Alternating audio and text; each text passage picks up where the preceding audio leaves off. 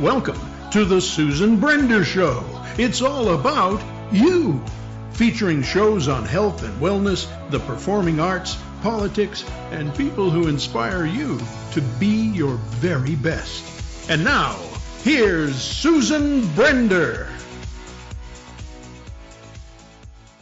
I'm Susan Brender, and this is the Susan Brender Show. Today, I'm interviewing Marla Goldberg. She's an energy healer, she's an intuitive, a best-selling author, a speaker, and the host of Guided Spirit Conversations podcast. In her new book, and I think it's a wonderful name, it's called My Effing Journey to Loving Myself, a Guide to a Shorter Path. Now, what I would like you to do, Marla, starting off this show, is to share your journey to healing and to forgiving and learning self-acceptance and ultimately self-love. I want you to share that with our audience because everybody needs some kind of intuitive feelings about how to deal with life and happiness. They're looking for it and they're searching for it. And I think you have some of the answers for them. And so give us some of your thoughts. Thank you, Susan. So I grew up in a dysfunctional household, like many of us, and I was not given a lot of guidance in my growing up years. My parents were very busy with their lives, and so there's a lot of abandonment and neglect issues, which led to me becoming very resourceful and independent, but not having great tools to make great decisions. So I made many decisions that didn't serve me well. And decisions that didn't serve me well. And it just led to having just a horrible time as I was growing up and as I was getting older into my adult years, because I just kept making, again, decisions, one bad decision after another. And though I thought it out well, not so well when you think about it. And then I got into my first marriage, and that was horrible because the gentleman that I married, I had dated when I was 18, and when I was 18, he was this amazing guy. When I got back together with him, he had been through the ringer himself, and not knowing a lot about abuse, substance abuse, he was an alcoholic. And I thought my savior kicked in. It's like, I can turn his life around. And it was more about his children, because he brought his children into our dates very, very early on. And I just saw where they were going. And I kept thinking, oh my God, these poor kids, they're going to have the kind of life I had, because they had no direction, no guidance.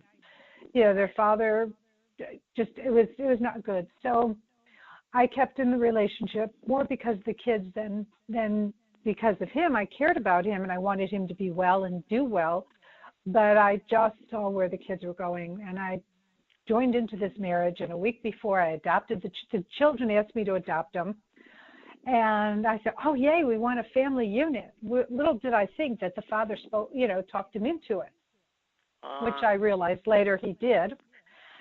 And so I thought they wanted to be a family unit. And actually what the father seemed to do, the way the relationship was going with it, I was like a glorified nanny. He really didn't want a wife. He just wanted someone to take care of his kids and to give him the freedom to do what he loved, which was going to work. He lived for going for work. And you had no clue, Marla, that this was the type of person he was. You kind of thought, because you were young, and no one blames you for making a choice that you thought was good. On the other hand, I'm just curious, your intuition didn't say anything to you like, this man is not going to be healthy for me? By the time I got back with him, I was so in my head that I wasn't hearing spirit. I didn't see it. I didn't hear it. Yeah, I mean, I knew that, he was not like the greatest situation, but I also saw the kids, and I just couldn't walk away from the children. I couldn't, because I saw what was going to happen to them. That I did see. And I just saw that they were going to have a very difficult life like I had. Yes. No, I'm interrupting you only to say that what your story tells me is not many stories that I've heard before, that people are on this path that they really weren't sure was really meant for them, but certainly tells a little bit about them. And that is that you were an open and loving person who had not been given the most wonderful childhood. On the other hand, you also had a personality, and I don't know you that well, and I'm just listening to you, and I realized that you were caught up in a generation that faced this sort of thing. Our families were so busy working and so busy trying to make a living that they couldn't really deal with their children, and that probably came from their parents' generation, who was even in more of a let's call it obstacles trying to earn money for their families. Do you agree with me? I will totally agree with you on that. And I know that, a lot of times, a lot of our situations are secular. So they didn't have it. They don't know to give it. And they were just very involved in themselves. And I will agree with what your thoughts were about what I didn't have. And I agree, that our parents didn't have the tools.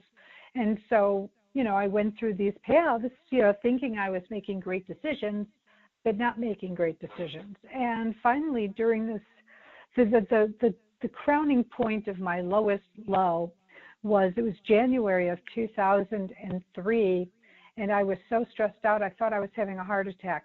And my chest kept hurting, and it was getting worse and worse. And I thought to myself, I need to get to the hospital. I woke up one Sunday morning saying, okay, I've got to get to the hospital. And I tried to get him up, and he refused to get up. So I drove myself to the hospital. And I'm like, I think I'm having a heart attack, blah, blah, blah. A few hours later, he decides to start looking for me. And he calls me on my cell phone, and he's like, well, where are you? I said, I'm in the hospital. I tried to wake you up, et cetera, et cetera. So he got the boys and jumped in a taxi and came to the hospital and stayed maybe 15 minutes. And after about 15 minutes, he goes, okay, we'll see you at home. Oh, dear. And I'm like, oh, my God, this is where my life is? This is it? And I just became really depressed. And for 2 weeks, I could just barely move. And I didn't know what to do or where to turn. And there was a women's conference in a suburb of Chicago. And there was a woman talking about how to heal yourself. Yeah. And I said, okay, I've got to hear this, because nothing I'm doing in my life is working. And as I'm listening to her, I still didn't realize that she was an energy healer and what her school was about. I just was desperate for some sort of relief in my life. Yeah. And so I went to her informational. From there, I signed up for her 4-day basic. And in the 4-day basic class, the first day, I had my first known psychic experience, which was amazing. And I was so excited. I still couldn't wrap my head around a lot of the concepts she was sharing because I was still so in my head. Mm-hmm. But eventually I signed up for the school and got strong enough to file for divorce and finished my 3 years of education with the school and learned 14 different healing and clearing modalities, hands-on, verbal, distant. Yeah, Marla, I'm listening to you, and as I listen to you, one of the things that comes to my mind is that a lot of people, when they hear the words energy healer, intuitive, it's a little woo-woo, and it's a little difficult for people to conceive that there's truth in it.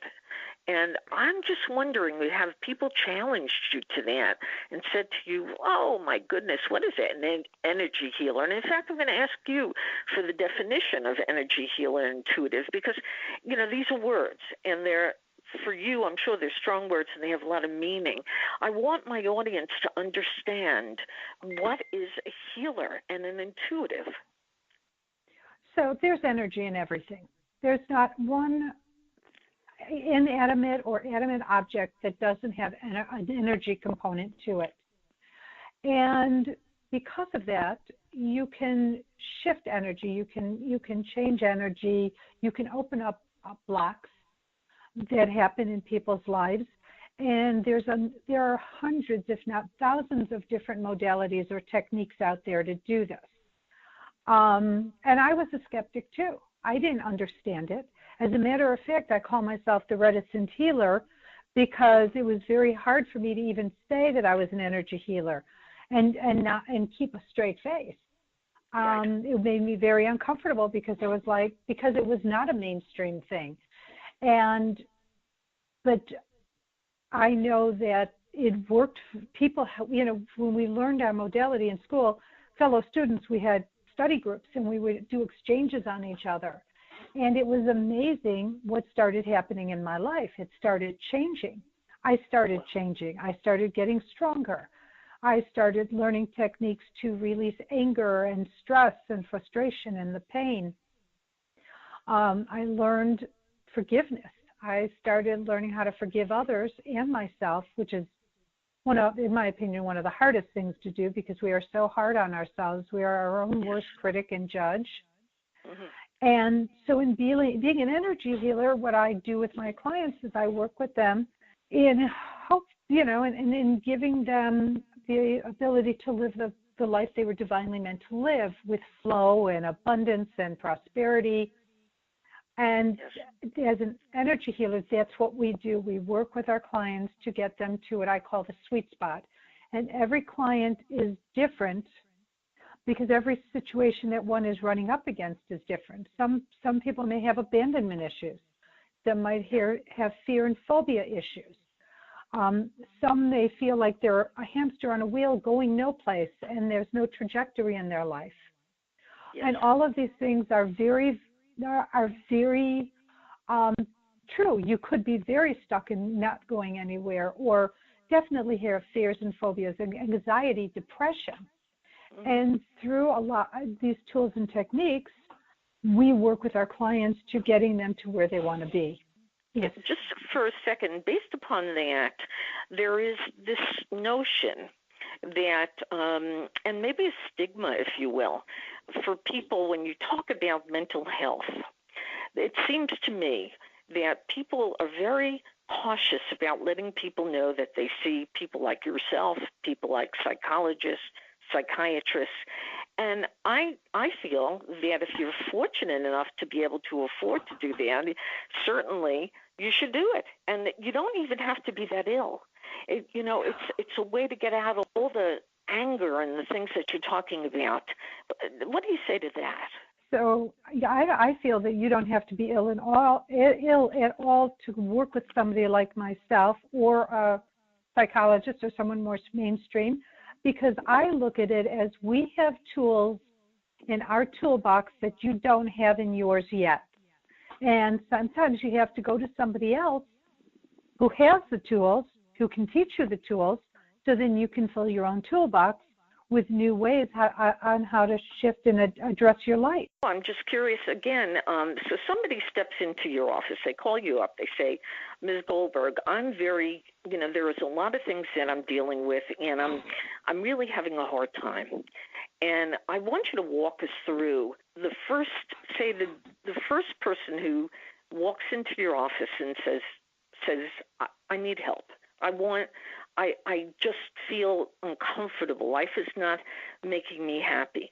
Walk us through the first time you meet them. How do you deal with that? Well, the first thing I do is ask permission to work with them, because they need to consciously and cognitively say, yes, I give you permission. And then we, depending upon which modality I'm going to be working with, I find out what is going on with them. I find out a little bit of their history, why they're feeling the way they're feeling, and there's no judgment. When anybody comes to work with me, they're in a sacred space. I'm not here to judge anybody. I'm here to help them. So the people who come to me know that they're in a place where they can tell me absolutely anything and everything, and as long as it's not illegal, because just like mainstream professionals, if you find out about something illegal, like if they've murdered someone or something like that, yes, I have to go to the authorities. But for the most part, we have the same creed of confidentiality, but we also have a creed of no judgment, and that's where I come from. Because everybody has their own path and they're getting there the way they're getting there. And sometimes they make bad decisions, like myself, before they realize that they can make better decisions. Yeah. And giving themselves the tools. Yes. And are men and women different in this sense when they come to you? Do you feel that there is a difference between the way you want to treat a man or deal with his issues as opposed to a woman's issues? No, but the difference between a man and a woman traditionally, in the majority, is that women tend to be more open. They're more open with their emotions and their feelings to begin with. And so they tend to be open with expressing what's going on in their life as they're experiencing it from their perspective. Men sometimes are a little difficult to get them to really open up and be honest about where they're coming from and what's going on in their life. Yeah. Because men and women are raised differently for the most part. Yeah, that's absolutely true. And in your experience, do you think that women deal with much more of issues with their family as opposed to men? Because men seem to be regarded, at least they were in the past generations, they were regarded as wonderful. If you have a son, it's such an honor, such a wonderful thing, as opposed to having a gal, because it's a woman. Look at the Chinese. Look how they deal with women. Yeah. With women. So that brings up the point of different ethnic groups. Do you find that if somebody comes to you who happens to be East Indian or Native American, for example, or Black, African American, Hispanic, is there a difference in their way of dealing with their problems? Well, I think that even if you have a Caucasian that's brought up in the South, different from the Caucasian built from the North, you still have differences because of the way they're brought up. But I want to address your first question about the man and the woman. And sometimes being put on a pedestal because you're a male causes a lot of problems as well with somebody's upbringing and the way they view themselves and the way life could turn out for them and their disappointments. So I hear what you're saying about the men and the women being different, but men have their own set of challenges. And just because they might be more revered because they're a male doesn't mean that they don't have problems, because they do. Yes. But going back to ethnicities, I have found very open people in all the ethnicities I've dealt with. And then I found some that are very closed and skeptical. And here's the belief system that I have. I don't care if you believe in what I do or not. You don't have to. But you need to be open to what I do. So, and there's a difference between being open and believing in it. Some could be very skeptical, but say, okay, show me.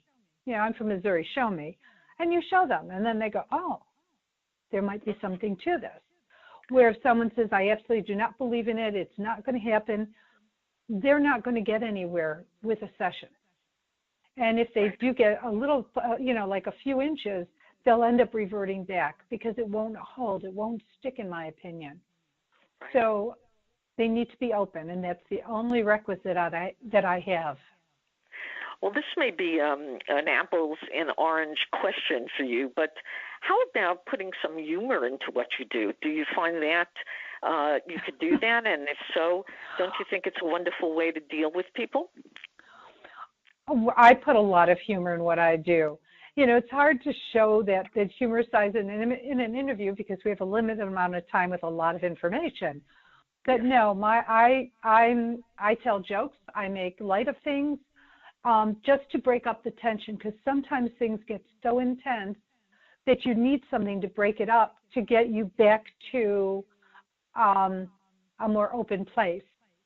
And I deal with humor often. And sometimes when we're doing, like, for example, spiritual response therapy, one of my techniques, we'll be talking about some intense stuff, but, it's easy to bring a joke in it, or spirit will. And this is where the intuitive piece comes in, because we were talking about what is an intuitive.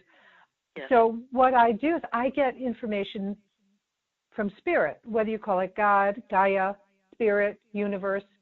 I get information, and so sometimes I see pictures, I hear words, sometimes I just know things.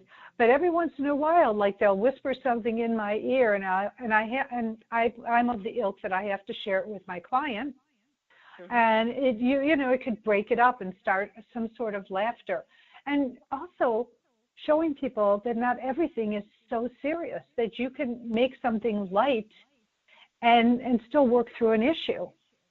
Yeah, absolutely.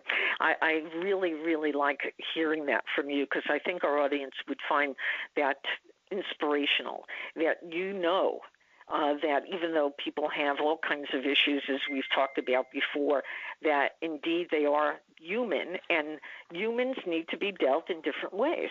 But that brings up a very interesting thing for me as well. We're dealing with your generation. I suppose you and I are in the same generation, but the generation today is really dealing in a very different way from my perspective. I see them on the phone all the time.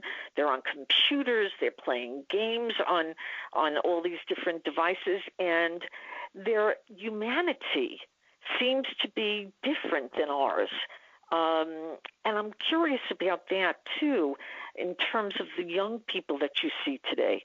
Do you think that they're more open, there's a weirdness going on as a result of not having sort of face-to-face conversations, that sort of thing? Well, I think weirdness is a bit of a judgment, but I understand what you're saying. And I think that the way kids are becoming today, there's going to be challenges when they're older. And that's because they haven't learned how to socialize. They haven't learned how to really communicate. They don't know how to look somebody in the eye and have a conversation. And people now work remotely more than ever before. They deal with Skype and Zoom. And I think that in some respects they have the ability to have so much information at their fingertips, which gives them more openness. But on the other side of it, the fact that they can't they can't challenge themselves to deal with conflict resolution the same way you and I might have had it when there was no technology. Right. And that I think will hinder them in some form or fashion if they end up getting confronted face to face with somebody, because they don't know how to deal with it. They don't know how to handle it. Yes. Do you see? I'm sorry, please go on. No, go ahead. No, please. I'm just curious, do you see a lot of drug addicts and alcoholics? I don't see a lot. I mean, I guess, it's quantifying what is a lot. But yes, I've seen both. And again, sometimes a lot, people who are highly sensitive, highly psychic and intuitive, but because they were shut down as a child, they hear the voices or whatever, and they keep trying to self-medicate. And a lot of times, not always, but a lot of times, that is the crux of the matter. And, and they're ashamed of of the fact that they might be seeing things, hearing things, knowing things, and they want to stop it, so they self-medicate. Yeah. But then you have people who just have the tendency to not want to deal with life, and they self-medicate. And that's a different story. That's a different beast. And dealing with everybody, again, is very individual. Yeah. There's totally. there's no cookie cutter way of working with anybody. It's as individual as a fingerprint. Yeah. Let's get back to your book for a minute and tell our audience the name of the book again from your side. I'd like them to hear it. So my book is titled, My Effing Long Journey to Loving Myself, A Guide to a Shorter Path. And I wrote this book. It's it's, a memoir of my life. Before I had the tips, tools, and techniques, or the TTTs that I have in the back of the book. I have 14 of them, of the most powerful ones that I used and continue to use in my life to help shift things. And what I did is I was writing the book. I got whether it was intuitively given to me, but there was an idea, a light bulb that went on of, why don't we show what you would have used in the early days prior to having the knowledge and the TTTs, and where you would have used them and what you might have used to help you get through situations. And then later in life, when I did use them, what I actually did use to help me work through situations. Pain, hurt, disappointment. I mean, there's a whole plethora of life. Well, you said TTTs. Just define that for me for a second. Tips, tools, and techniques. So in the back of the book, I have 14 of those, and I give them, a description of a step-by-step description of what to do, how to use these. And hopefully it'll give people, whoever's reading it and trying to incorporate it, a good visual as they're reading my words as to what to do to help release anger, stress, frustration, pain, learn to forgive others, forgive yourself, how to accept yourself, as I like to say, warts, wrinkles, and all, and then ultimately reach self-love. Yeah, self-love. What a beautiful term that is, to have a feeling for yourself, which is, you're okay. I like that. And you feel that happened to you. So basically, as I hear it, you're sharing your story, and people can relate to you. And that's why you're probably so successful and a best-selling author. And I think it's time that I always give my guests the last word, and I would love to hear what you have to say to our audience, leaving them with some tips and tools that they could take away from the show. So I will leave them with, if there's one thing that I would suggest or invite you to incorporate into your life, if you haven't started one, I invite you to begin a gratitude practice. And because once you start being grateful for the little things as well as the big things, then you realize how absolutely important every aspect of your life, whether it's a leaf, a bird, grateful to have a toothbrush or toothpaste, soap to wash your face, somewhere warm and safe to sleep. And so you can start a gratitude practice. We have a journal. You can write down a few things every day. I start my day with doing a gratitude practice, and I end my day with a gratitude practice. As I go to sleep, I tell Spirit what I'm grateful for, and I try to get at least 3 things out before I fall asleep. But if you're in the middle of your first one, Spirit is still understanding what you're grateful for.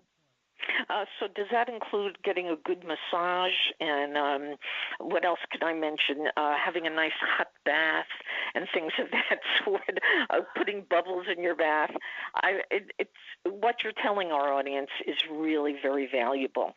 So today my guest has been Marla Goldberg, who is trained in over 20 healing modalities.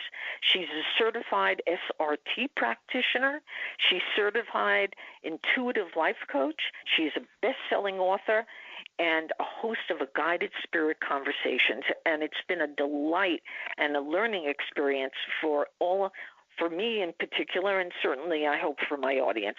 So thank you, Marla Goldberg, for being on the Susan Brender Show. And if people want to get in touch with you, how do they do that?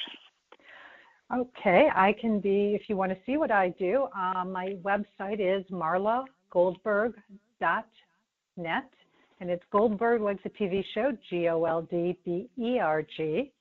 And if you want to email me directly, please write to me at Marla at M like Marla, G like Goldberg, Healer, HEALER.com. Wonderful. So thank you very much again, Marla Goldberg, for being on the Susan Brender Show. And all of those people who have heard what Marla does, get in touch with her. I think that she has a lot of valuable information for you and help for you. So thank you again. Thank you, Susan. Thank you for listening to The Susan Brender Show. To be a guest, email sebrender@yahoo.com.